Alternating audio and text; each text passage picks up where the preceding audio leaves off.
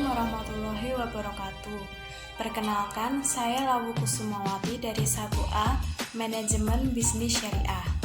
Di sini saya akan membuat video mengenai dasar-dasar ekonomi Islam yang terdiri dari 4 poin. Yang pertama, pengertian ekonomi Islam. Yang kedua, jenis dan perbedaan pemahaman ekonomi. Yang ketiga, permintaan dan penawaran dalam Islam. Dan yang keempat, kebijakan fiskal dalam Islam. Yang pertama, yaitu mengenai ekonomi. Ekonomi adalah ilmu sosial yang mempelajari aktivitas manusia yang berhubungan dengan produksi, distribusi, dan konsumsi terhadap barang dan jasa. Secara garis besar, ekonomi adalah aturan rumah tangga atau manajemen rumah tangga. Menurut syariat Islam, ada beberapa pengertian mengenai ekonomi Islam, yaitu yang pertama dari Muhammad Akram Khan. Beliau dari India dan sangat terkenal di Pakistan. Menurut beliau, ilmu ekonomi Islam adalah ilmu yang mempelajari kesejahteraan manusia atau falah yang dicapai dengan mengorganisir sumber daya bumi atas dasar kerjasama dan partisipasi. Lalu selanjutnya dari Muhammad Abdul Manam bahwa ilmu ekonomi Islam adalah suatu ilmu pengetahuan sosial yang mempelajari permasalahan ekonomi dari orang yang memiliki nilai-nilai Islam. Lalu yang terakhir dari Yusuf Harohawi, yaitu ilmu ekonomi Islam adalah ekonomi yang berdasarkan pada ketuhanan. Esensi sistem ekonomi ini bertitik tolak dari Allah, tujuan akhirnya kepada Allah, dan memanfaatkan sarana yang tidak lepas dari syariat Islam. Ada 5 prinsip ekonomi Islam yang berdasarkan nilai-nilai universal. Yang pertama adalah tauhid atau keimanan, yang kedua adil atau keadilan, yang ketiga nubuwah atau kenabian, yang keempat khilafah atau pemerintah, yang kelima ma'ad atau hasil. Dalam Islam, hasil atau laba yang diperoleh di dunia juga menjadi laba di akhirat nanti. Ekonomi Islam menurut istilah, yaitu usaha atau upaya untuk mengatur dan menjalankan roda perekonomian yang berasaskan pada nilai syariat Islam. Ekonomi Islam mengacu pada syariat Islam dan pedomannya Al-Quran dan Hadis, dan juga berpedoman kepada ijma' dan qiyas. Secara konvensional, ekonomi pada umumnya lebih mengacu pada duniawi, bukan mengikuti syariat Islam. Namun, pada ekonomi Islam lebih mengacu pada hal-hal yang bersyariat Islam. Selanjutnya kita akan membahas tentang jenis-jenis dan perbedaan pemahaman mengenai ekonomi Islam. Ekonomi yang saat ini kita tahu itu ada ekonomi secara konvensional atau secara umumnya, atau ekonomi secara syariah Islam, atau yang biasa kita sebut dengan ekonomi syariah. Lalu jenis-jenis ekonomi Islam ada 2, yaitu ekonomi mikro dan ekonomi makro. Ekonomi mikro adalah ilmu yang mempelajari tentang kegiatan ekonomi dan juga menganalisis lebih rinci mengenai perilaku konsumen ataupun produsen dari ruang lingkup yang lebih kecil atau lebih spesifik. Misalnya, ekonomi mikro menjelaskan situasi keuangan di sebuah perusahaan yang sedang kolaps, atau lebih mudahnya lagi, kondisi finansial seorang ibu rumah tangga dalam sebulan terakhir ini. Dalam ekonomi mikro terdapat 3 teori, yaitu teori harga, teori produksi, dan teori distribusi. Teori harga adalah proses awal dari pembentukan permintaan dan penerimaan barang dan jasa yang mana menjadi acuan harga dari produk yang akan dijual. Oleh karena itu, sebelum menentukan penetapan harga, kita harus melakukan riset terlebih dahulu. Yang kedua adalah teori produksi. Pada teori ini, sebelum memberikan harga, kita harus menganalisa biaya produksi yang akan dikeluarkan terlebih dahulu. Selain itu, menghitung juga kualitas dan kuantitas bahan atau elemen dasar yang digunakan untuk membuat produk. Lalu yang ketiga adalah teori distribusi. Teori ini menjelaskan tentang pengeluaran yang dilakukan oleh seorang pemilik usaha, yakni seperti pembagian hasil, pemberian upah kerja terhadap karyawan, hingga potongan lain untuk kebutuhan yang dapat menunjang perkembangan usaha. Selanjutnya adalah ekonomi makro. Pada ekonomi makro dilakukan penelitian terhadap ekonomi dengan cakupan yang lebih luas atau lebih besar. Ekonomi makro tidak hanya melakukan penelitian mengenai pemasukan dan pengeluaran sebuah negara saja, tetapi juga dampak baik dan dampak buruk yang terjadi. Kesalahan kecil dalam penghitungan ekonomi makro dapat berdampak buruk bagi suatu negara. Oleh karena itu, sebelum memutuskan untuk mengambil tindakan, ada 3 kebijakan yang harus dipertimbangkan.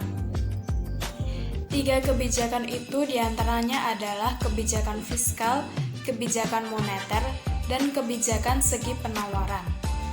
Kebijakan fiskal adalah kebijakan yang berisi tentang aturan yang mengatur tentang pendapatan dan pengeluaran sebuah negara. Pendapatan biasanya didapat melalui pajak dan non-pajak atau denda, lelang, dan gratifikasi, dan juga berasal dari hibah atau pemberian dari negara lain. Sedangkan pengeluaran negara biasanya seperti impor barang untuk kebutuhan dalam negeri seperti kebutuhan pokok dan lain-lain. Kebijakan moneter adalah kebijakan yang berisi tentang aturan yang mengatur tentang seberapa banyak uang yang dikeluarkan oleh Bank Sentral atau Bank Indonesia terhadap rakyatnya. Semakin banyak perputaran uang yang ada di masyarakat, semakin tinggi juga harga produk atau dapat dikatakan inflasi. Lalu sebaliknya, makin sedikit perputaran yang terjadi, menurun juga harga produk yang dijual di pasaran, yang disebut juga sebagai deflasi.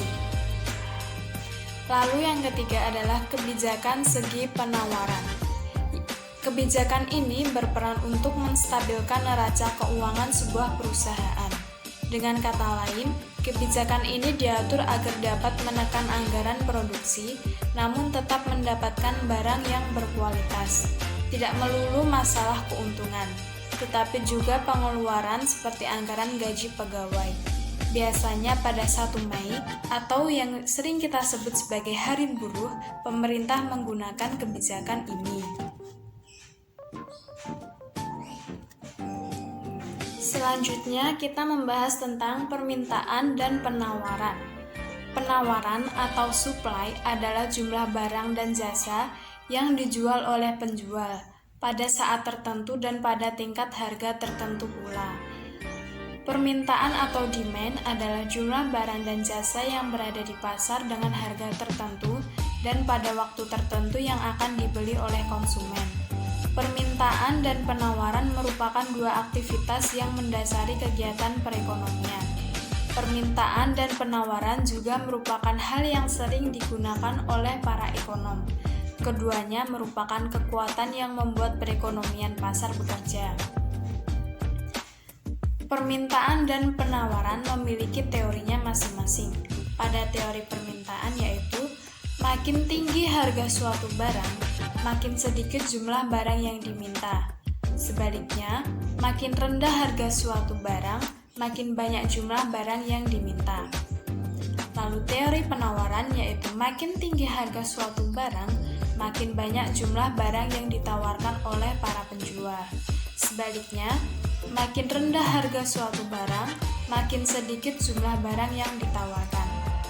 Perbedaan prinsip antara permintaan dan penawaran dalam Islam dengan konvensional adalah terletak pada faktor utama dalam mempengaruhi permintaan dan penawaran.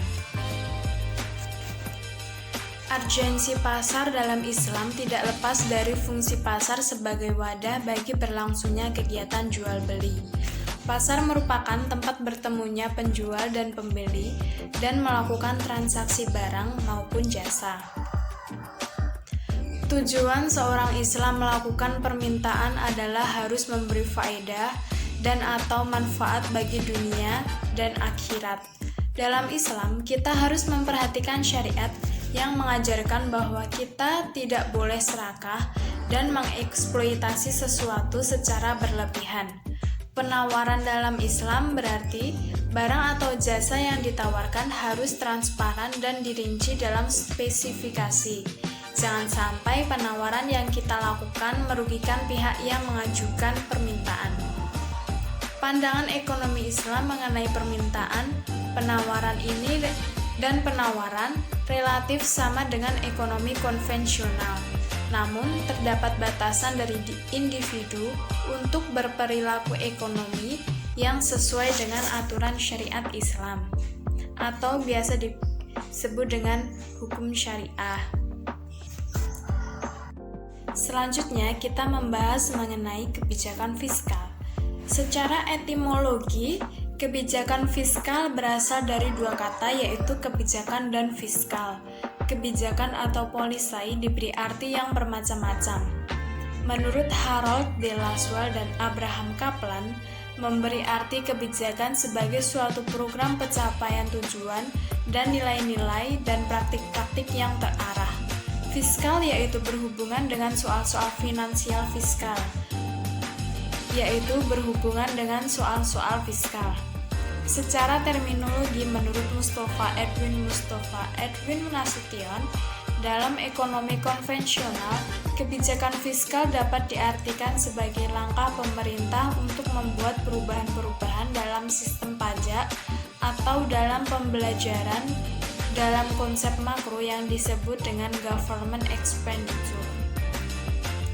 Kebijakan fiskal telah lama dikenal dalam teori ekonomi Islam, yaitu sejak zaman Rasulullah dan Khulafaur Rasyidin, dan kemudian dikembangkan oleh para ulama.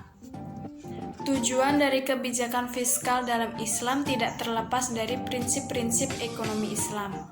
Menurut Khursyid Ahmad mengkategorikan prinsip-prinsip Islam pada prinsip tauhid, rububiyah, khilafah, dan tazkiyah. 5 prinsip berkaitan dengan kegiatan ekonomi dalam Islam, yaitu al-ukhuwah atau persaudaraan, al-ihsan atau berbuat baik, al-nasihah atau memberi nasihat, al-istiqomah atau teguh pendirian, dan al-taqwa atau bersikap takwa.